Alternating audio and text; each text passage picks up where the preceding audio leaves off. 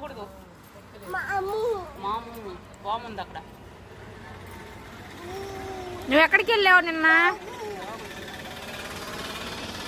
నువ్వు ఎక్కడికి వెళ్ళావు మొన్న? ఎక్కడికి వెళ్ళావు మొన్న? కావులకి వెళ్ళావు. ఇంకెక్కడికి వెళ్ళావు? ఏం తెచ్చుకున్నావా? ఏమప్పా?